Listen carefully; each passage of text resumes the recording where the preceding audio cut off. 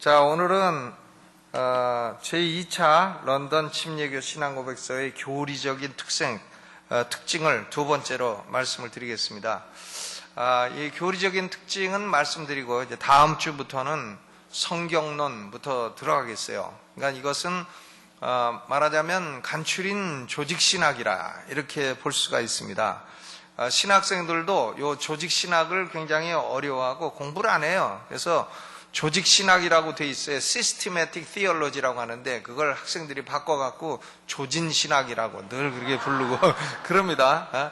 그런데 이것은 굉장히 중요한 것이에요. 왜?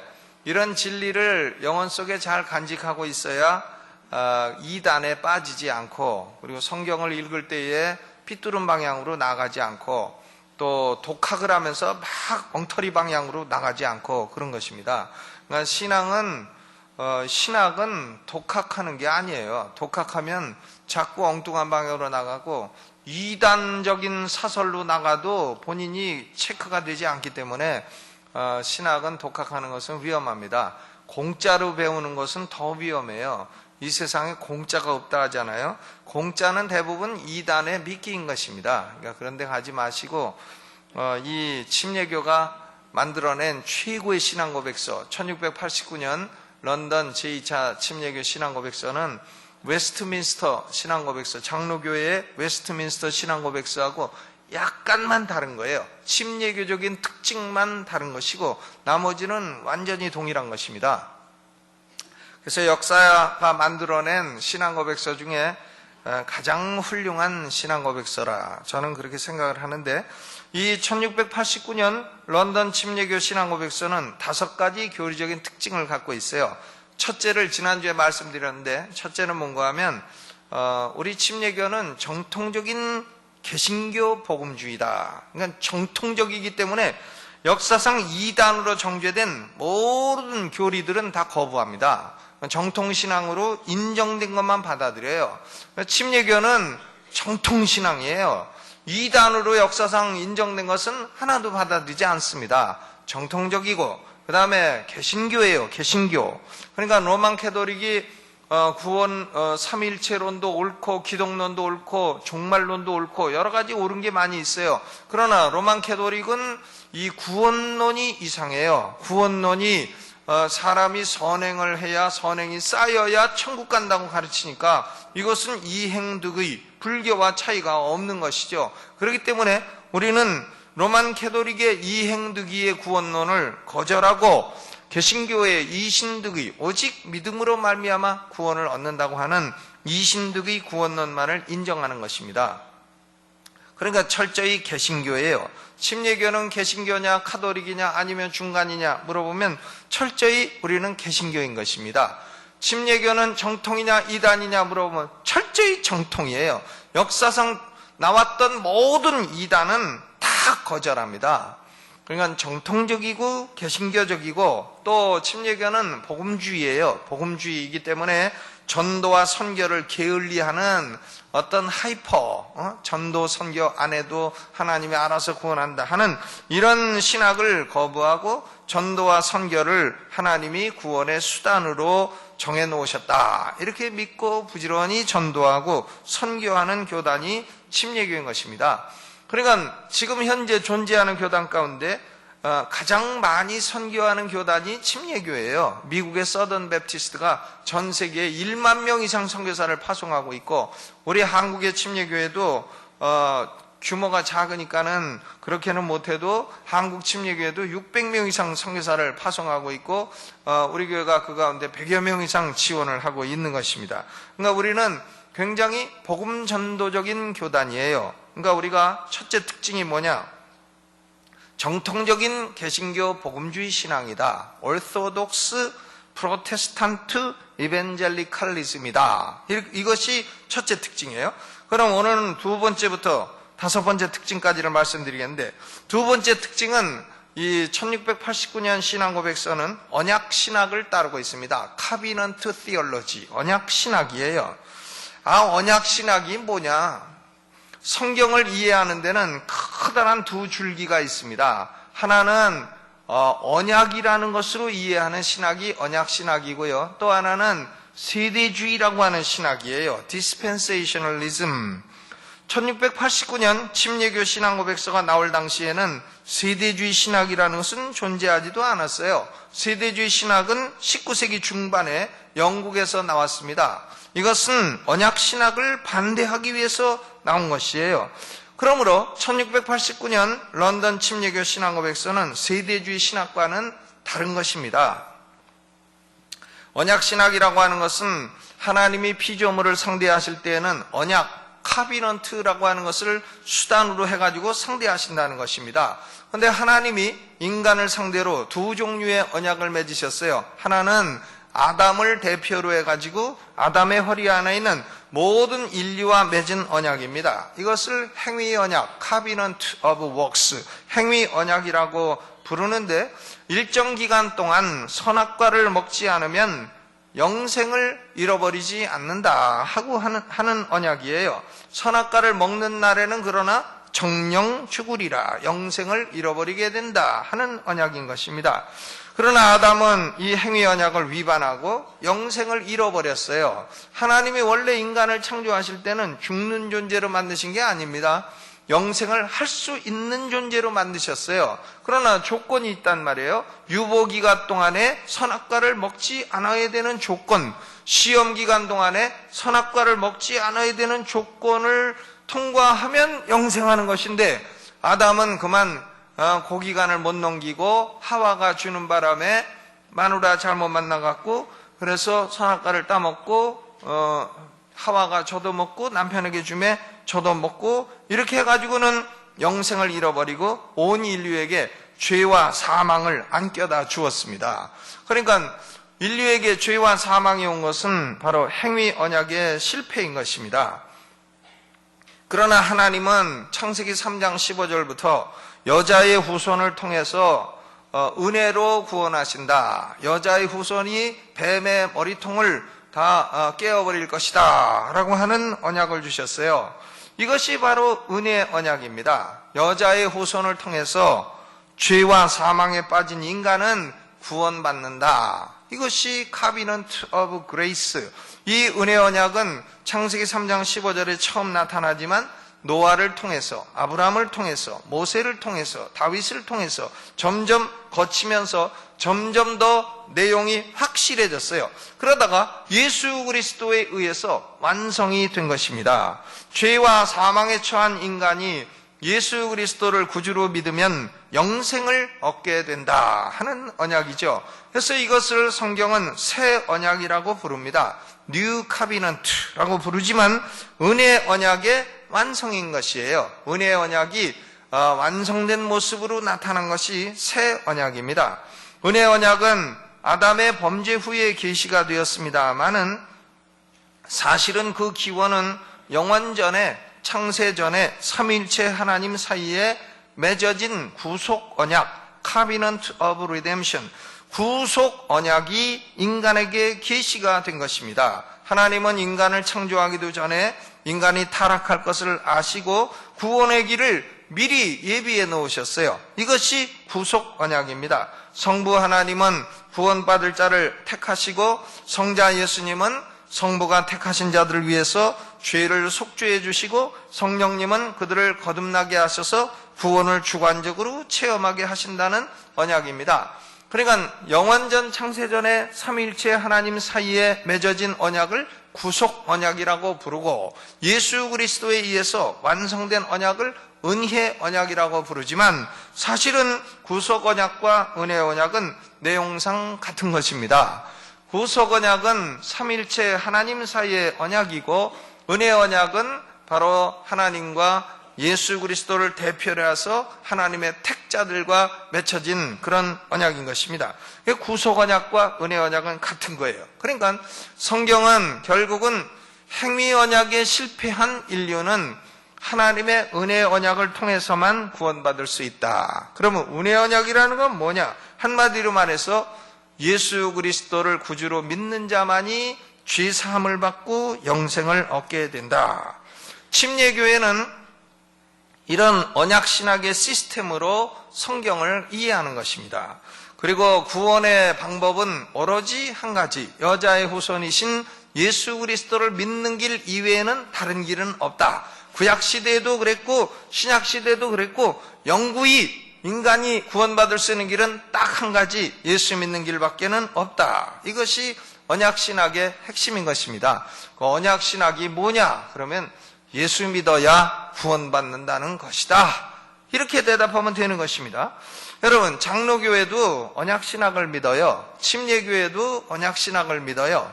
그러니까 장로교와 침례교는 언약신학을 믿는다는 점에서 공통적입니다.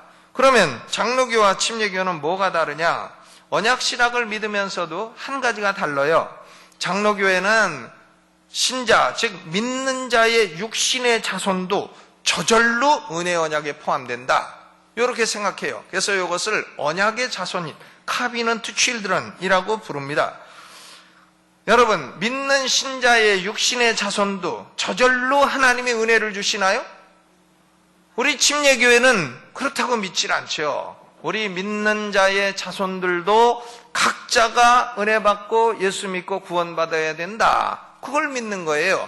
그러니까 장로교회는 믿는 자의 육신의 자손을 당연히 은혜 언약에 포함되어 있으니까 그들에게 어려서부터 유아 세례를 준다는 것이고, 우리 침례교는 그런 거 아니다. 믿는 자의 자손도 자기가 각각 은혜 받고 구원받아야 되는 것이기 때문에 구원받은 사람만, 믿고 구원받은 사람만 침례를 받아야 된다라고 하는 신자의 침례를 우리는 믿는 거예요. 장로교회는 유아 세례, 우리는 신자의 침례. 여러분, 유아 세례가 옳습니까? 신자의 침례가 옳습니까? 아멘. 예? 나는 뭐 골백번 태어나도 유아 세례는 옳다고 믿어지지 않습니다. 그게 뭐 구약시대 할례니까 신약시대 유아 세례다. 그건 그렇게 연결되는 게 아닙니다. 아무거나 막 갖다 연결하면 됩니까? 그건 전혀 연결이 안 되는 걸 갖다가 그렇게 연결시키고 있어요. 그것은 아주 헛된 논리인 것입니다. 그러니까 우리는 같은 언약신학을 믿어도 장로교회는 covenant children, 언약의 자손이라는 걸 믿지만 우리는 언약의 자손이라는 개념은 받아들이지 않는다. 그 점이 다른 것이에요. 그러니까 장로교가 유아세례를 주지만 우리는 신자의 침례를 준다. 여러분, 언약신학이 그겁니다. 우리는 성경을 이해할 때에 언약신학이라고 하는 시스템을 가지고 이해하라는 거예요. 그런데 그러면 세대주의 신학, 언약신학과 정반대되는 세대주의 신학이라는 건 뭐냐?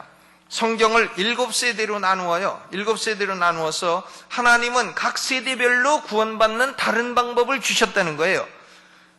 하나님이 구원받는 다른 방법을 주신 적이 있나요? 그런데 7세대를 나누어 가지고 7세대마다 하나님이 구원받는 다른 기준을 주셨고 인간은 그때그때마다 실패를 했다는 거예요. 그 7시대가 무죄시대, 양심시대, 인간통치시대, 언약시대, 율법시대, 교회시대, 그리고 천년왕국시대, 이렇게 7시대로 나뉜다는 것입니다. 7년 환란이 오고 천년왕국이 지상에 이루어지면 유대인이 중심이 된 왕국이 이 땅에 천년간 지속된다는 이론인 것입니다. 천년왕국이 될 때에는 유대인이 총대장이 된다는 것이에요. 이것은 19세기에 J.N. 달비라고 하는 사람이 확산시켰어요. 달비.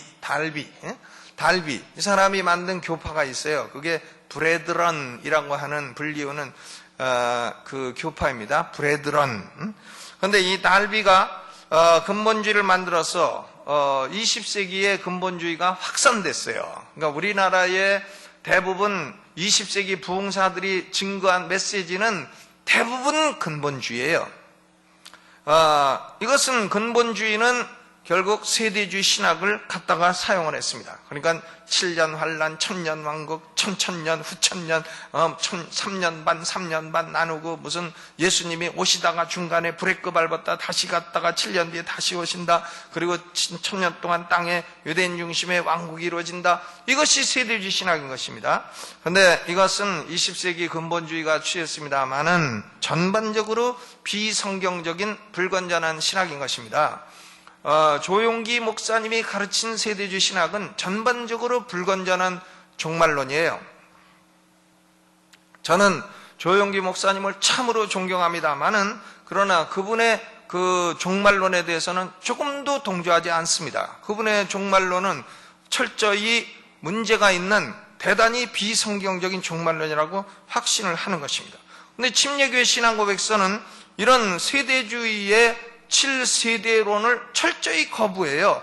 침례교는 세대주의가 아닙니다. 침례교회는 언약신학이에요. 달라요. 세대주의 신학과 다른 것입니다. 그런데 그럼에도 불구하고 침례교 목회자들 가운데 또 그런 데 쫓아다니면서 배워가지고 그걸 가지고 목회하는 분들도 많이 있어요. 그러니까 이것은 제가 이단이라고는 얘기 안 했어요. 뭐라고 했어요? 조금 불건전하다고 얘기했지 이단이라고는 얘기 안 했다는 사실을 아셔야 됩니다. 그렇죠? 그러니까 이단이라 그러면 또 그냥 나갔다 잡아가들라 그러니까 이단은 아닙니다. 불건전해요. 불건전해. 이 불건전하다는 얘기는 이 세대주의 종말론을 취하면 여기서부터 이상한 이단들이 조금씩만 발전하면 많이 나오기 때문인 것입니다. 그러니까 불건전하다고 말을 하는 것이죠. 여러분, 세대주의 신학은 20세기 근본주의 신학이에요. 그러나 21세기에는 우리는 다시 언약 신학으로 돌아가야 되는 것입니다. dispensationalism, 이것은 안 되고 covenant theology, 이리로 다시 돌아가야 돼요. 1689년 우리 침례교 신앙고백서는 철저히 언약 신학을 믿는 것입니다. 아유, 난 뭐가 뭔지 뭘로 갔네. 그래도요, 한번 들어둬야 됩니다. 들어둬야 나중에 나오면은 처음 들을 때는 아이고 안면 없는 얘기지만 자꾸 2번 듣고 3번 듣고 4번 들으면 아, 저거 어딘가 들어본 거다 해가지고 개념이 점차 이해가 되는 것이죠. 그러니까 침례교는 두 번째로 언약 신학을 믿는 교파다. 그 다음 세 번째 1689년 신앙고백서의 특징은요, 칼빈주의적인 구원론을 철저하게 따르고 있다 하는 거예요. 구원론에 있어서는 장로교회가 따르는 칼빈주의와 철저하게 같다. 뭐가? 1689년에 제2차 런던 침례교 신앙고백서가 그렇다는 겁니다. 이 칼빈주의 구원론이라고 하는 것은 칼빈이라는 사람의 이름이 들어가 있습니다만은 사실은 사도 바울이 가르친 진리예요. 그리고 어거스틴이 더 연구 발전시킨 진리고 칼빈이 정리한 구원론입니다. 영어로 꽃 중에 튤립이라고 하는 TULIP, 이걸로 칼빈주의 5대 교리가 정리가 되는데, 먼저 T는 Total Depravity, 인간은 전적으로 타락한 존재이기 때문에 스스로의 능력으로 스스로를 구원할 수 없다. Total Depravity. 그 다음 U는 Unconditional Election, 성부 하나님이 타락한 인류 가운데 아무런 조건이 없이 하나님의 일방적인 은혜로 무조건적으로 선택을 해주셨다. 그 다음 세 번째 L은 Limited Atonement, 즉 성자 예수님이 십자가에서 죄값을 갚은 것은 성부 하나님의 택한 사람들에게 국한되어 있다. 제한 속죄설. 그 다음 넷째로는 Irresistible Grace, 성령님이 역사하시면 택자들에게 역사하시면 택자들은 그 은혜를 저항할 수 없이 받아들이게 된다. 저항할 수 없는 은혜. 그리고 다섯 번째로 Perseverance of the Saints, 성도의 견인, 즉 한 번 구원받은 성도는 영원히 그 구원을 빼앗기지 않는다라고 하는 성도의 견인론인 것입니다. 1689년 런던 침례교 신앙고백서는 8장부터 20장까지 13개 챕터가 자세하게 칼빈주의 구원론을 고백하고 있어요. 그러니까 이 칼빈주의 구원론은 다른 말로 하면 하나님의 주권, Sovereignty of God, 혹은 Doctrine of Grace, 은혜의 교리라고 말하는 것입니다. 근데 오늘날 우리 침례교 강단에도 칼빈주의 구원론을 설교하는 걸 듣기 어렵습니다. 사람들이 이 칼빈주의를 이상하리만치 이해하지 못해요. 그냥 무조건 비판해. 그 왜 비판하나? 그냥 기분 나쁘다 이거예요. 하나님이 왜 택하시느냐 이겁니다. 하나님 택하시면 안 됩니까?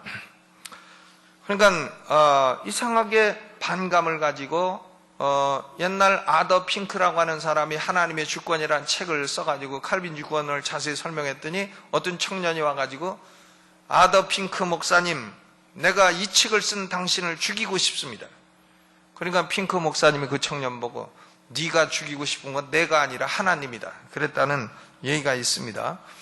그러니까 우리 침례교 신앙고백서 1689년 신앙고백서는 칼빈주의 구원론을 철저하게 따르고 있습니다. 그러므로 역사상 나타난 각종 불건전한 구원관을 다 거부해요. 옛날 4세기 말부터 5세기 초에 수도 승인 펠라기우스라고 하는 사람은 인간은 원죄가 없고 자기 스스로 노력하면 구원받을 수 있다. 펠라기우스주의 맞아요? 원죄가 없고 노력하면 천국 가요? 아닙니다. 그렇다고 하는 사람은 지옥 갈 사람이에요. 펠라기우스주의. 우리는 펠라기우스주의를 거절합니다. 그거 이단이라고 생각해요. 또 펠라기우스주의가 이제 이단으로 정죄를 받으니까 반쯤 펠라기우스주의, 절반 펠라기우스주의가 나왔어요. 세미 펠라기우스주의, 세마이 펠라지아니즘이라고 하는데 인간 의지가 먼저 구원의 주도권을 쥐고 믿으면 하나님의 은혜는 뒤따라온다. 하나님의 은혜가 인간 의지 항상 뒤쫓아다닌다. 이것이 반펠라기우스주의입니다. 여러분, 우리가 예수 믿은 게 내 의지의 결단입니까? 하나님의 은혜가 먼저 있어서 된 겁니까? 하나님의 은혜가 먼저 있어서 된 것이죠. 그러니까 우리 성도들은 철저히 하나님의 주권을 믿는 분들이다. 이게 벌써 대답에서 나오는 거예요. 그런데 이 반펠라기우스, 절반 펠라기우스주의자들은 인간 의지가 구원의 주도권을 쥐고 인간이 믿으면 하나님의 은혜는 뒤따라서 따라온다. 이런 아주 못된. 이것이 바로 알미니우스주의와 같은 겁니다. 알미니우스주의는 거기다가 하나님이 사람을 예정하신다는 걸 믿어요. 알미니우스주의도 예정설을 믿는 겁니다. 믿는데 어떻게 믿냐? 소위 예지 예정설이라는 걸 믿어요. 하나님은 모든 걸 다 하시는 분이시기 때문에 인간에게 자유의지를 주셨는데 인간이 딱 믿으면 하나님은 그걸 미리 딱 보시고 컨닝을 하셔갖고 저 사람이 믿을 바엔 내가 미리 정해놓자. 이래서 정해놓는다는 거예요. 여러분, 이것이 알미니우스주의의 예지예정설이에요. 이 예지예정설은 하나님을 상당히 교활한 분으로 만드는 이론인 것입니다. 그러니까 우리 침례교회는 알미니우스주의의 예지예정설을 인정하지 않는 것입니다. 또 웨슬리, 요한 웨슬리의 알미니안주의도 조금 다른데 이 칼빈주의처럼 이 사람들도 인간의 전적 타락을 믿습니다. 그러나 하나님은 모든 인간에게 일단은 자유의지를 다 나누어 주시고 믿을 수 있는 능력을 기본 선물로 다 주신다는 거예요. 이것을 선행적인 은혜, prevenient grace라고 하는 것입니다. 선행적인 은혜. 근데 우리 1689년 침례교 신앙고백서는 펠라기우스주의도 거절하고 절반 펠라기우스주의도 거절하고 아르미니우스주의도 거절하고. 아르미니우스주의는요, 지금은 사람들이 막 그런 거 해도 다 복음주의로 통하지만 1618년 19년 도르트 종교회의에서는 도르트 칙령을 발표해서 아르미니우스주의를 이단으로 선고한 적이 있습니다. 알미니우스주의는 도르트 칙령에서 이단으로 선고된 적이 있습니다. 그런데 이것을 요한 웨슬리가 선행적 은혜라고 하는 교묘한 개념, 성경에 없는 개념을 딱 집어넣어가지고 이것을 일반화시켰어요. 일반화시켰지만 저는 웨슬리의 이 선행적 은혜는 성경에 없는 개념이라고 생각합니다. 웨슬리의 알미니안주의도 받아들일 수 없어요. 20세기의 침례교회도요, 침례교의 정통 노선을 따르지 않는 설교자들이 많이 나타났어요. 그 대표적인 사람이 빌리 그레암이에요. 빌리 그레암. 이 빌리 그레암은요, 펠라기우스주의자 내지는 반펠라기우스주의자예요. 그러니까 이 사람 설교는 다 보면 네가 먼저 믿으면 하나님의 은혜는 따라온다. 항상 그렇게 설교해가지고 쉽긴 쉬워. 쉽긴 쉽습니다. 그러나 하나님의 진리는요, 그렇게 쉽지 않아요. 하나님의 진리는 내가 먼저 믿으면 하나님의 은혜가 뒤따라온다. 그런 거 아닙니다. 하나님의 은혜가 먼저 있어야 나는 믿게 된다. 이것이 바른 진리예요. 그러나 그것은 사람들이 이해가 어려워. 여러분, 진리는, 참된 진리는요, 얼른 이해되지 않아요. 그런데 그것을 경험을 하게 되면 이것이 옳은 것이다 라고 알게 되는 것입니다. 빌리 그레함, 죄송합니다. 저는 빌리 그레함을 많이 좋아하지 않고 그렇게 존경하는 마음이 없습니다. 이 빌리 그레함이 가르친 이론은 저는 정통적인 개신교 신앙이 아니라고 아주 확신하는 사람이에요. 그러니까 빌리 그레함 같은 사람은 지금 뭐 돌아가셨나, 아직 안 돌아가셨나, 돌아가셨나 모르겠는데 우리 교회 강단에는 제가 세우지 않을 것입니다. 그는 1689년 침례교 신앙고백서와는 아주 많이 다른 사상을 설교했어요. 그러니까 침례교회는 1689년 고백서는 칼빈주의 구원론을 철저하게 따르고 있고, 저는 박사학위 논문을 쓸 때에 이 칼빈주의 구원론을 하나님이 알게 해주셨어요. 알게 해주셔가지고 이것을 깨닫고 눈물을 많이 흘리고, 성경이 이런 것이구나. 하나님의 은혜가 이렇게 깊은 것이구나. 이것이 눈이 탁 떠지면서 그때부터 내가 설교하는 내용이 뭔지를 알게 됐어요. 하나님이 그걸 열어주신 겁니다. 그래서 그때부터 설교를 해오는데, 지금까지 제가 박사학위 받은 게 1991년이에요. 그러니까 지금 벌써 언제 받았는지 잊어버릴 정도로 오래된 일이죠. 그 이후로 계속 설교를 해오고 있는데 내 영혼에는 점점 더 하나님의 은혜로 말미암아 내가 구원을 받았도다. 사람이 구원받는 것은 인간의 단순한 자유의지의 결단이 아니라 하나님의 영원 무궁한 은혜로다. 이것이요, 점점 확신이 깊어지는 것입니다. 지금은 누가 뭐라 그래도 그런 것 듣질 않아요. 성경의 하나님의 은혜는 이처럼 깊은 것이다 라고 하는 칼빈주의 구원관을 확실히 믿고 있고, 1689년 신앙고백서가 얼마나 탁월한 것인지를 다시 한번 알게 되었습니다. 그 다음 네 번째 특징은 뭐냐? 청교도주의를 따르고 있어요. 침례교는 근본적으로 청교도예요. 영국 종교개혁의 역사 가운데 나타난 청교도주의, 퓨리타니즘을 따르는 집단은 세 집단이에요. 장로교회와 회중교회와 침례교회입니다. 그러니까 장로교회도 청교도고, 회중교회도 청교도고, 침례교회도 청교도예요. 우리가 청교도 하면은 모자 쓰고 다니고 폼 잡고 다니고 아주 엄격하고 웃지도 않고 이런 사람을 생각합니다만은, 청교도주의는 그런 게 아닙니다. 청교도주의는 5가지 특징이 있어요. 첫째는 뭐냐? 양심의 자유, 양심의 자유. Liberty of conscience, 양심의 자유입니다. 오직 하나님만이 인간 양심과 신앙의 주인이시며 왕이나 정치가들이 인간 양심을 지배할 수 없다. 여러분, 영국 국교회 앵글리칸 철치는 영국 왕이 교인들은 이걸 믿어라, 예배는 이런 식으로 해라, 이걸 법으로 딱 정해놨단 말이에요.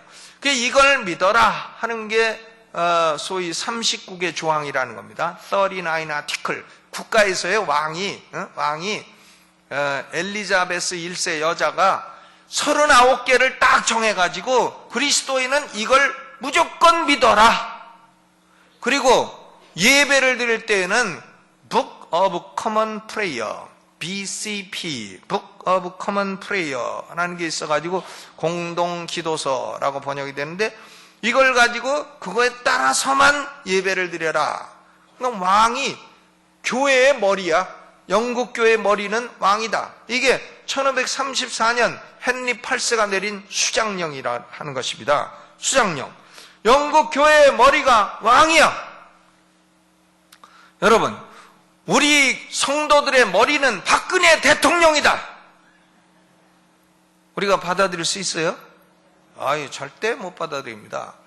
우리의 머리는 오로지 누구시다? 그리스도이시다.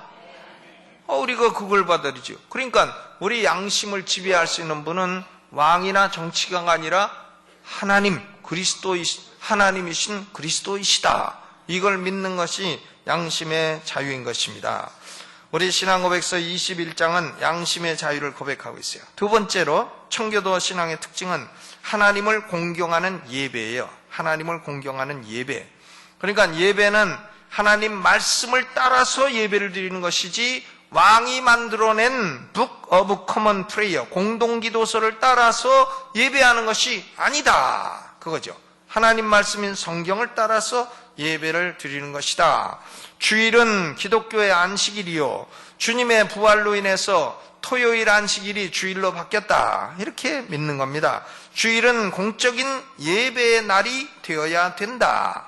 하나님을 공경하는 말씀에 따른 예배를 드려야 된다. 이게 청교도 예배입니다. 그 다음 셋째는 도덕법, 십계명을 존중해야 된다 하는 거예요. 십계명을 존중해야 된다. 구원은 100% 하나님의 은혜로 받지만 은혜 받은 사람은 십계명, 도덕법을 존중하며 살아가야 된다. 이것이 청교도의 사상입니다. 그러니까 십계명, 도덕법은 우리 성도들이, 은혜 받고 구원받은 성도들이 존중하고 지켜야 될 법이다. 요새는 어떤 사람들은, 특히 이 세대주의 신학을 따르는 사람들은 십계명 갖다 버려도 된다는데, 그런 사람은 하나님이 갖다 버릴 겁니다. 십계명을 갖다 버리면 도대체 무슨 법을 따라서 산다는 말이에요? 십계명을 갖다 버려요? 그러면 무슨 법을 따라서 산다는 얘기입니까? 청교도주의는 십계명 도덕법을 존중하는 주의예요. 여러분, 우리 성도들은 십계명을 사랑하고 존중해야 할 줄로 믿습니다. 성도들이 부모를 공경하고 살인하지 말고, 도적질하지 말고, 강도짓하지 말고, 거짓말하지 말고, 살인하지 말고, 간음하지 말고, 강간하지 말고, 또 거짓말하지 말고, 남의 거 탐내지 말고, 마누라 자기 하나 있으면 되지, 남의 마누라까지 탐내지 말고, 그런 하나님의 거룩한 법을 지켜야지, 그걸 존중을 해야지, 그걸 갖다 버리면 도대체 무슨 법대로 산다는 얘기입니까? 그러니까 이런 율법 폐기론, 엔타이노미아니즘, 이런 것들은 우리 침례교는 거절한다. 청교도주의는 그런 걸 거절한다 얘기입니다.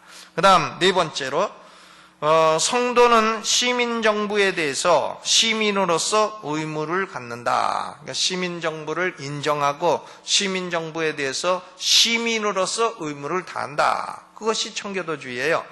16세기의 아나베프티스트들, 어떤 분은 침례교가 아나베프티스트 후손이라고 하는데, 여러분, 아나베프티스트들은요 시민정부를 부정해요.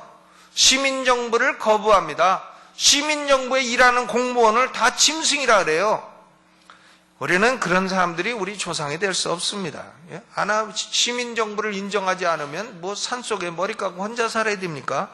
시민정부를 인정하고 대통령도 있고 국회의원도 있고 공무원도 계시고 그분들이 다 각각 일을 하면 우리는 순종하고 이렇게 해서 나라를 안정되게 이끌어가도록 나라를 위해서 기도하고 세금 내라 그러면 세금 내고, 또 뭐 눈 올 때 눈 치우라 그러면 눈 치우고, 군대 오라 그러면 군대 가고, 이렇게 해야 그 사람이 바른 시민으로 살고 바른 성도로 사는 것이지, 시민정부를 인정하지 않는 것은 청교도주의가 아닌 것입니다. 아나베프티스트들은 굉장히 영지주의적이에요.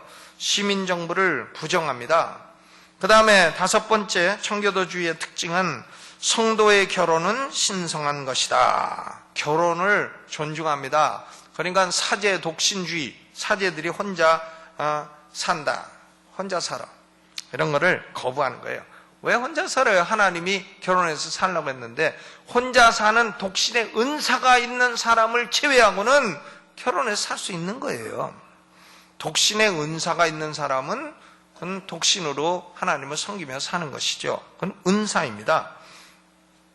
그러니까 사제 독신주의를 주장하는 로만 캐토릭 교리를 거부하고 동성끼리의 결혼, 요새는요 목사도 동성이야. 사모가 남자야, 남자. 사모님한테 남자야. 이런 경우가 어디 있어요? 이런 말도 안 되는 경우가. 동성애의 결혼을 인정하고 동성 목사를 인정한다. 침례교는 그런 거 아니죠. 그런 거 아닙니다. 또 불신자 이단과의 결혼 이런 거 인정치 않아요. 성도끼리 결혼하라. 그리고 근친 간의 결혼 이런 것을 거부하는 것입니다.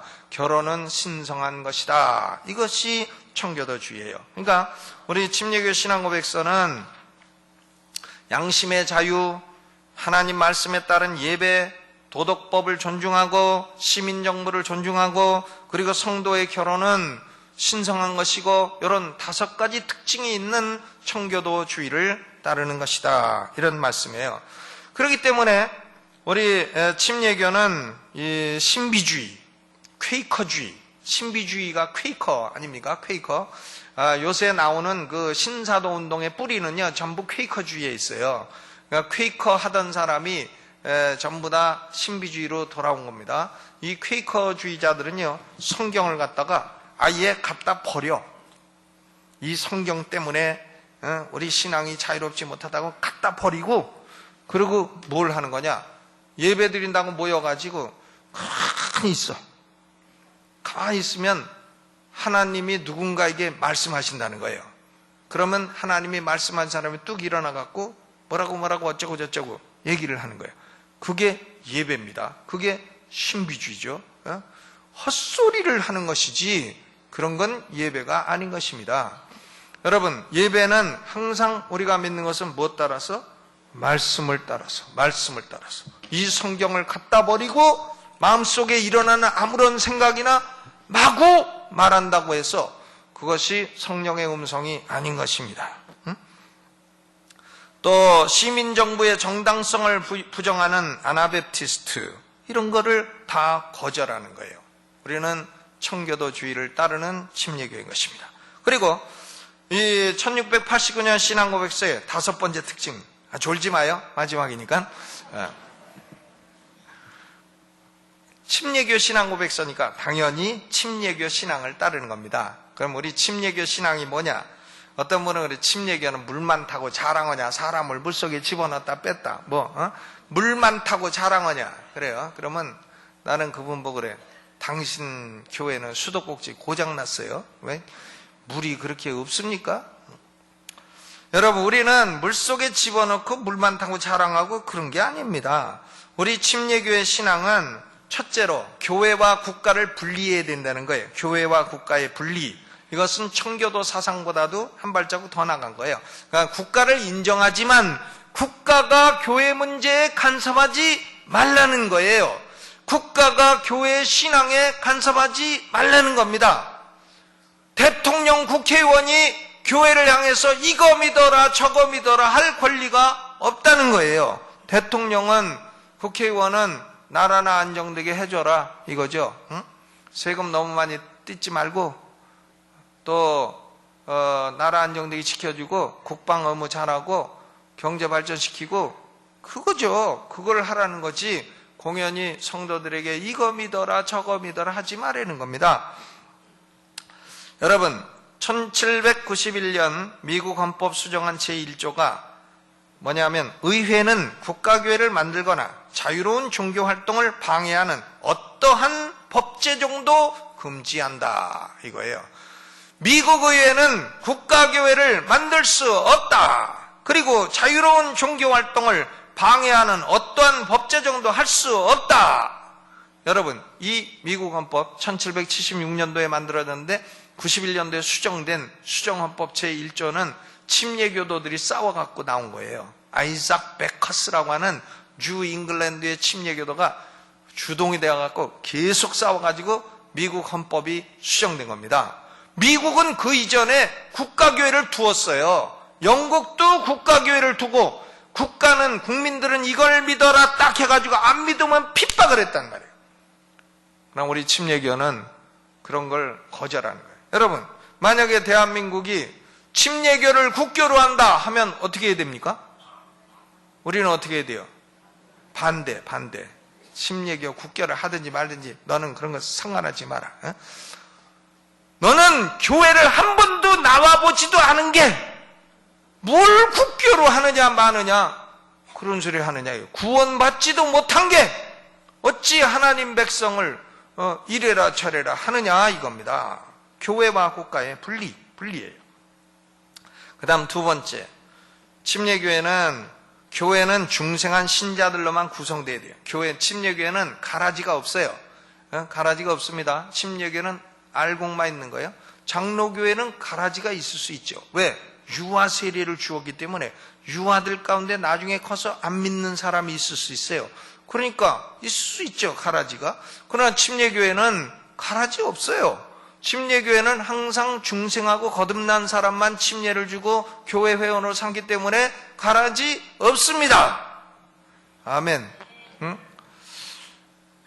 다 알곡이지. 다 알곡이에요.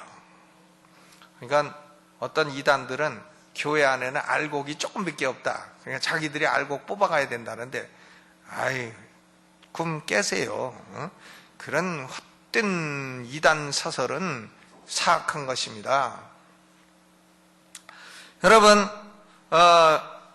침례교회는 중생한 신자로 구성되고 지역교회는 독립이에요. 우리는 독립입니다. 지역교회가 다 독립이에요. 그리고 교회는 회중정체를 취하고 우리 침례교회는 감독정체가 아닙니다. 감리교회는 감독정체예요. 그러니까 감리교 목사는 감독이에요. 감독은 감독하는 사람이에요. 계급이 높은 사람입니다. 그러나 침례교 목사는 목사예요. 은사일 뿐이지 계급이 높은 사람이 아니에요. 보면 어떤 때는 저는 감리교 감독들이 좀 부러울 때가 있어. 어떻게나 성도들이 그냥 감독님, 영화 감독처럼 감독님 하면서 섬기는지, 아주 섬기는 거는 대단합니다. 그러니까 감리교에서 신앙생활 하시는 분들은 침례교회 와도 목회자 섬기는 거는 아주 1등이에요. 왜? 거기서 그거 배웠어요. 왜? 정체가 감독 정체이기 때문에 그렇게 가르치는 거죠. 그러나 침례교회는 그렇게 가르치지 않습니다. 목사는 은사일 뿐이지 그런 어떤 높은 계급을 가진 감독이라고 가르치지 않죠. 지역교회는 감독 정체도 아니고 장로 정체도 아닙니다. 장로가 다 결정하고 성도들은 그냥 따라가야 된다, 그런 거 아니에요. 침례교회는 회중정체입니다. 전체가 다 의결을 해가지고 사무처리해서 통과가 돼야 되는 거예요.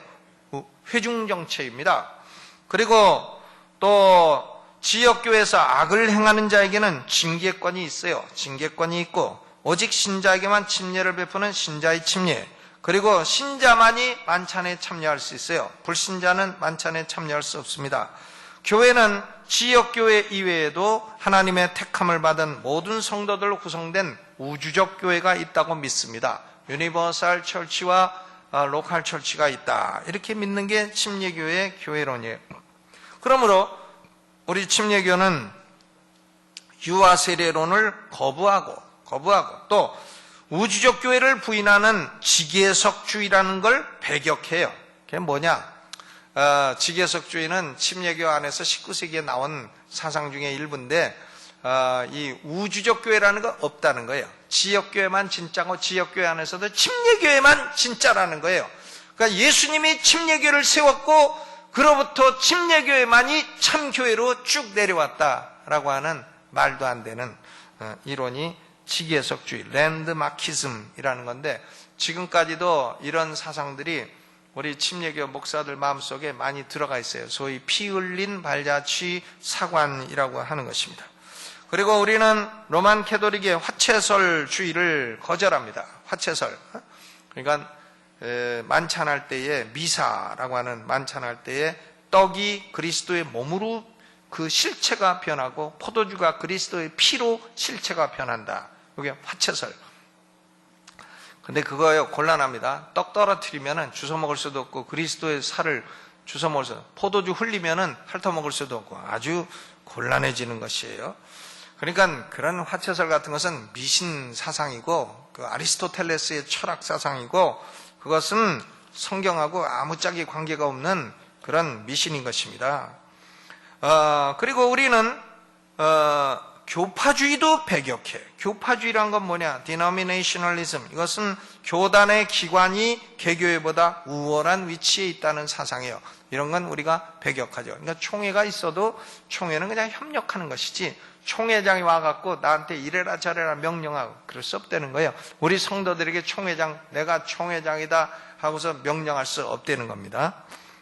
그리고 또 실용주의도 거절해요. 무슨 사상이든지 성공적인 결과만 나오면 된다 하는 실용주의, 우리는 그런 걸 거절합니다. 대단히 위험한 사상이에요. 그리고 파라철치 운동, 파라철치, 그러니까 교회 말고 교회 이외에 다른 기관을 만들어서 다른 조직을 만들 수 있다. 이런 사상, 그러니까 CCC, 내비게이터, 이런 그 파라철치 그룹 운동, 침례교회는 그런 걸 교회로 인정하지 않습니다. 이런 사상들을 배격하는 것이에요. 저는 이 파라철치 운동, 우리나라도 많이 있잖아요. 우리나라도 많이 있습니다. 그런데 이런 운동은 불건전한 운동이라고 생각합니다. 한때 유명한 사람들이 파라철치를 이끌어 갔습니다마는, 그러나 그것은 교회도 아니고 조직도 아니고 선교 단체도 아니고 뭔가 모르겠어요. 그러니까 자기들끼리 조직을 하고 다 하는데 그것은 정상적인 교회도 아니고 그런 것은 옳지 않다 봅니다. 교회를 이루고 직분을 말씀대로 세우고 그리고 정상적인 예배를 다 드리고 그래야 된다고 저는 생각해요. 여러분, 결론을 맺겠습니다. 그러니까 1689년 런던 침례교 신앙고백서는 침례교 신앙을 가장 성경적으로, 가장 정통적으로 잘 요약한 고백서입니다. 다음 주부터 제1장으로 들어가겠는데 5가지 얘기했는데 뭔지는 그래도 시험을 봐야지. 첫째, 뭡니까? 정통적인 개신교 복음주의다. 둘째는 우리는 언약신학을 따릅니까? 세대주의 신학을 따릅니까? 언약신학. 훌륭하십니다. 그 다음 셋째는 우리는 알미니언주의를 따릅니까? 칼빈주의를 따릅니까? 칼빈주의. 탁월하십니다. 넷째는 우리는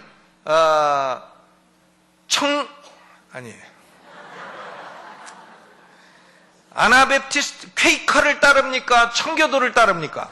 청교도. 예. 그 다음 우리는 장로교를 따릅니까? 침례교입니까? 침례교. 문제가 너무 쉬운가? 너무 쉬우네. 그러나 대단히 중요한 것입니다. 이 5가지 신앙이 우리 침례교 신앙이라는 거 아시고, 침례교를 어떤 사람은 이단이다고 시비 거는 사람이 있어요.